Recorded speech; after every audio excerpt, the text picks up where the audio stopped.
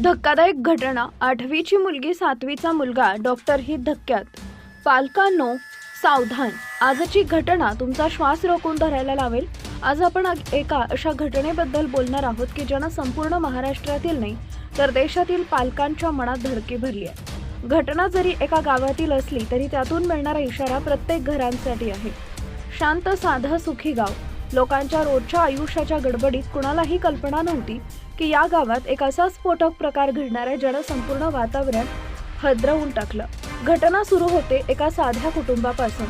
मोलमजुरीवर पोट चालवणारे आई वडील, त्यांच्या 8वीत शिकणारी मुलगी रिया बदलेल नाव, शांत, अभ्यास व आदर्श मुलगी, कधीच घरच्यांना त्रास नाही. पण गेल्या काही दिवसांपासून रियाच्या वागण्यात काहीतरी बदल दिसत होता. ती कमी बोलू लागली. शाळेतून येताना थकलेली दिसायची. घरी आल्यावर लगेच झोपून जायची. आईला वाटलं हुशार मुलगी आहे, कदाचित अभ्यासाचा ताण असेल. एक दिवस सकाळी रिया अचानक पोट पकडून बसली. आई घाबरली. शिळं काही खाल्लंस का? रिया काहीच बोलली नाही. मात्र वेदना वाढतच गेल्या. दिवसागणिक हा त्रास वाढू लागला. आई वडील रोज मजुरीवरून दमून घरी यायचे. मुलीच्या पोटदुखीकडे त्यांनी आधी पोटाची समस्या म्हणून दुर्लक्ष केलं. कुठल्याही पालकांनी अशावेळी जसा विचार करावा तसाच तेही विचार करत होते.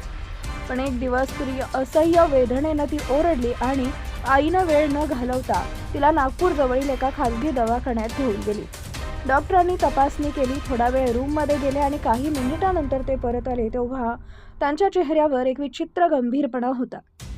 आईच्या हातात एक रिपोर्ट दिला गेला. त्या रिपोर्टवर नजर गेल्याबरोबर आईच्या पायाखालची जमीन सरकली. आई थरथरली. हे खरं असू शकतं का?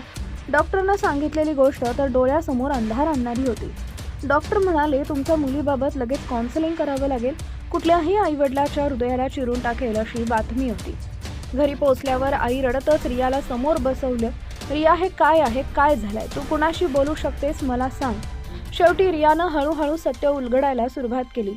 रिया रोज शाळेत जाण्यापूर्वी एका मैत्रिणीकडे जायची. त्या मैत्रिणीचा लहान भाऊ 7वीत शिकणारा, सरळ, निरागस, शांत. दोघांची मैत्री झाली. मैत्री हळूहळू वाढली. दोघांचं वय कमी पण समज कमी. घरात मोठं कोणी नसताना ते दोघे एकटेच राहू लागले. पण त्यांच्याकडून घेतलेले निर्णय त्यांच्या क्षमतेपलीकडचे होते. रिया आईला सत्य सांगताना रडत होती. आई पाण्याखाली कोसळत होती. ती काही बोलू शकत नव्हती. दुसऱ्या दिवशी मुलाला बोलवण्यात आलं. आई वडिलांसमोर तोही उभा राहिला. त्यानंही म्हटलं, आम्ही दोघं मोठे झाल्यावर लग्न करणार आहोत. पालकांना विश्वास बसत नव्हता. अजाणपणानं घेतलेल्या निर्णयानं दोन्ही कुटुंबावर वादळण कोसळलं होतं.